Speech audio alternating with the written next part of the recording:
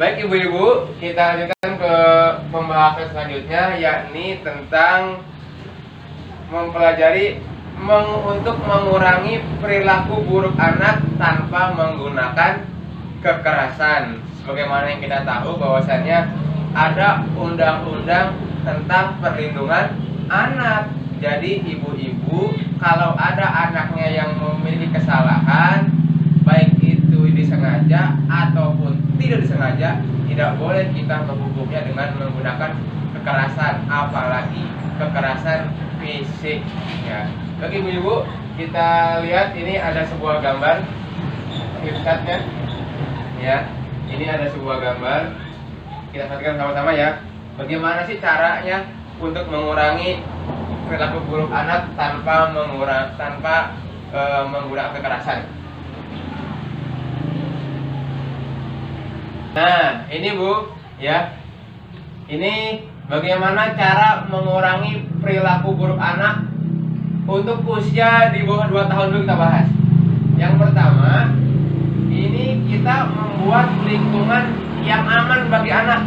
Ya, khusus untuk anak di bawah 2 tahun, kita harus bisa membuat lingkungan yang aman bagi anak, karena biasanya anak di bawah 2 tahun itu bahasanya belum ngerti apa-apa, belum ngerti benda-benda tajam, benda-benda bahaya. Maka untuk ibu-ibu nih yang suka sering masak, ya, sering megang-megang pisau untuk motong-motong sesuatu, jangan letakkan pisau di sembarang tempat, ya, karena anak kita belum ngerti, nanti dia pegang-pegang itu pisaunya bahaya. Nah itu ayo kita ciptakan lingkungan yang aman.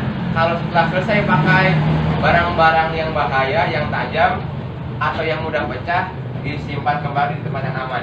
Yang kedua, kita batasi anak nonton TV. Ini yang sering ya, lupa kita bahwasanya nonton TV itu memang penting bagi anak, butuh, tapi jangan berlebihan, harus dibatasi. Kalau perlu ditemani, mana tontonan yang bagus, mana tontonan yang kurang bagus, khususnya bagi si anak. Karena zaman sekarang juga banyak tontonan-tontonan yang tidak bisa menjadi tuntunan ya.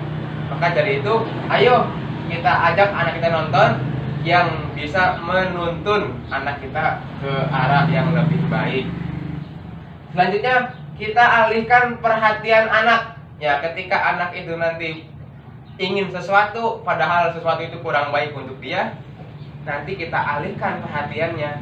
Contoh misalnya, anak itu pengen minum es krim, pengen makan es krim, padahal dia lagi batuk, lagi pilek.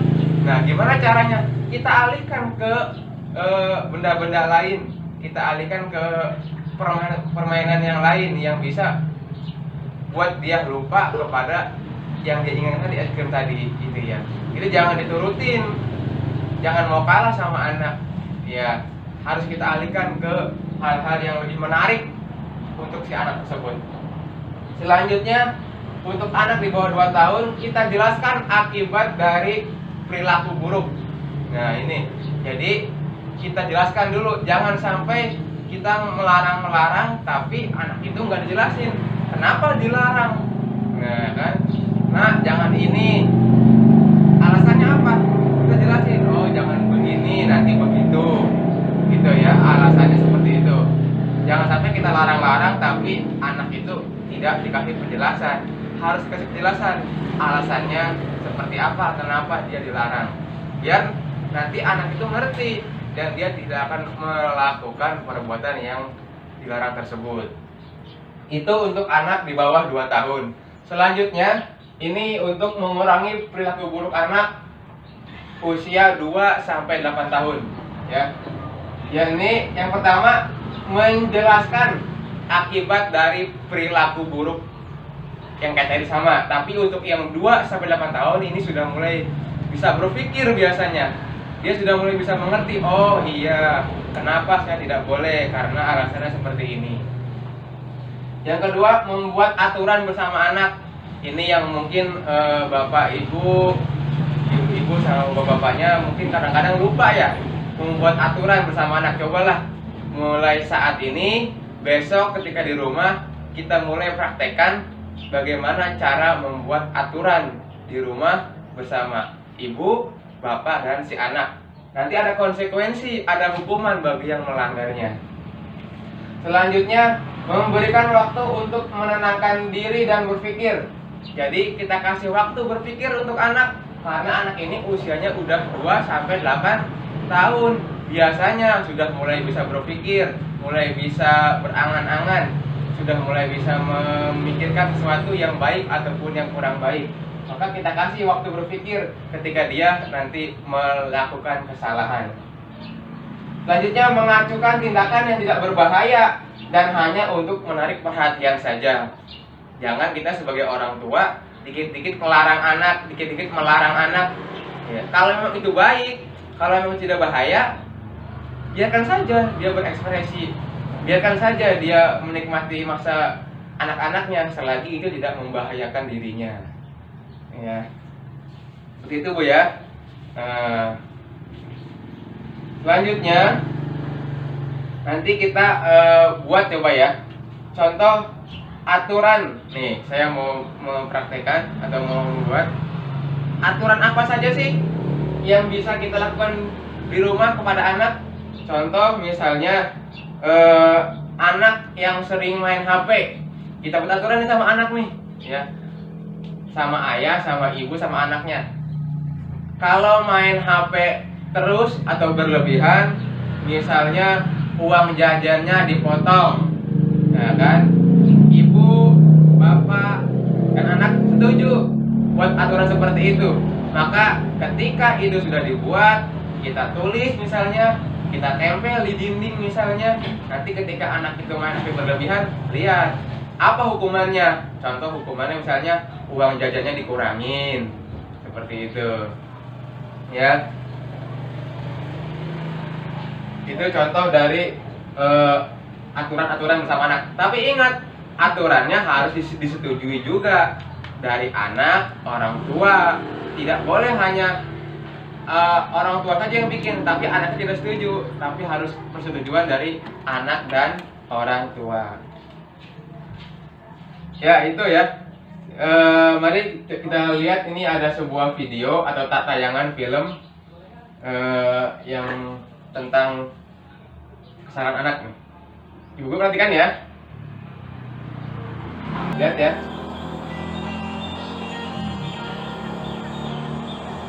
Ibu tahu kamu merasa menyesal karena sudah berkelahi.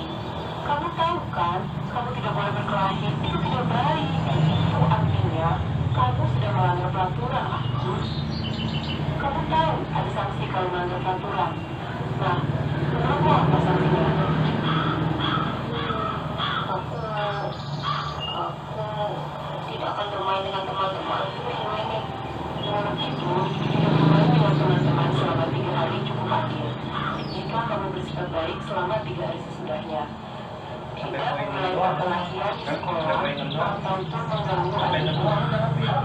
Maka kamu boleh bermain lagi dengan teman-temanmu. Setuju? Baiklah, kalau begitu, mari kita ceritakan pada Bapak apa yang sudah terjadi dan apa kesepakatan yang sudah kita buat. Jadi, kamu sudah menentukan sendiri, Panmu Agus. Itu bagus. Bapak tidak marah. Yang penting kamu sudah tahu kesalahanmu dan sudah berjanji untuk memperbaiki diri. Selama tidak bermain dengan teman-teman, kamu akan punya lebih banyak waktu untuk membaca, mengerjakan pekerjaan rumah, dan membantu ibu atau bapak.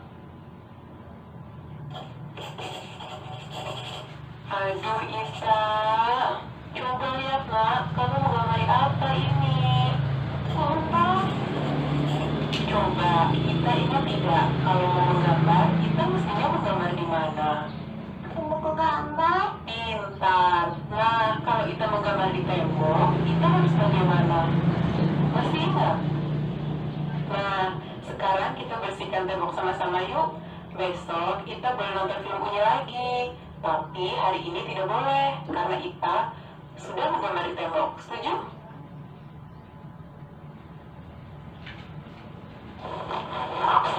Nah,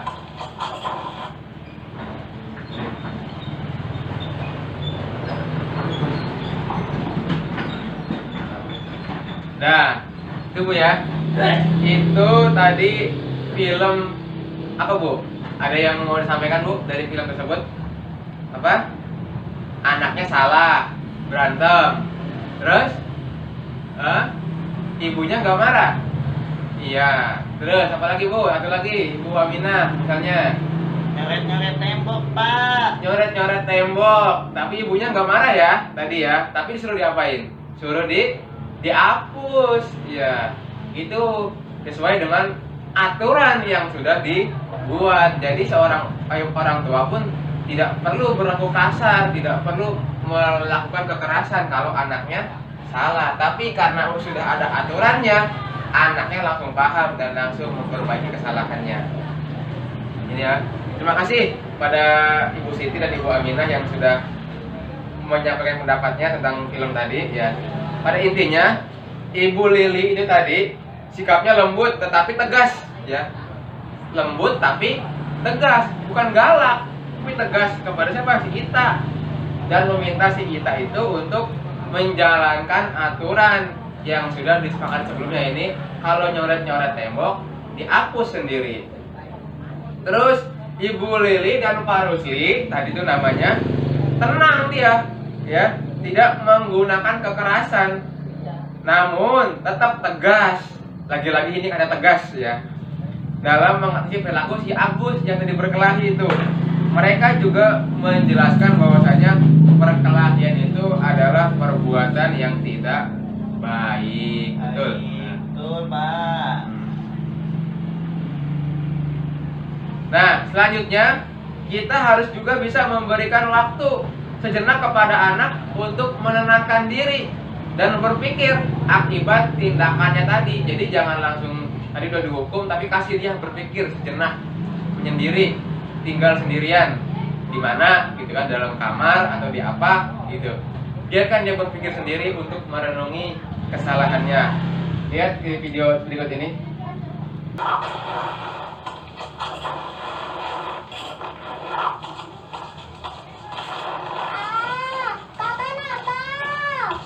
Agus, berdiri di pojok. Kamu kan sudah janji tidak akan mengulang itu. Kamu tidak boleh memainkan materi itu lagi. Nah, sekarang berdiri diam di situ selama 7 menit. Kalau kamu berada di situ, kamu harus kembali berdiri di situ lagi 7 menit lagi. Nanti memberitahu kalau waktu sudah 7 menit. Sudah, Ita? Cuk. Ayo main sama ibu. Link dia mah bukan video, aku link.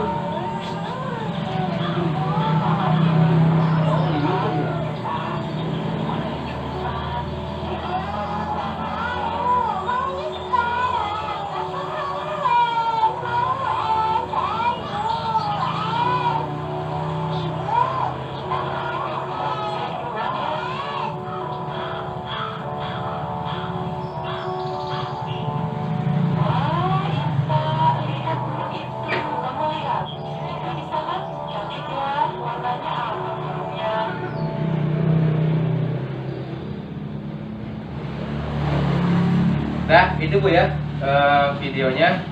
Ini langsung ngomong ini enggak? Isi berapa? Sudah, selanjutnya akan dijelaskan oleh. Dan selanjutnya akan dijelaskan oleh rekan saya. Siap. Udah.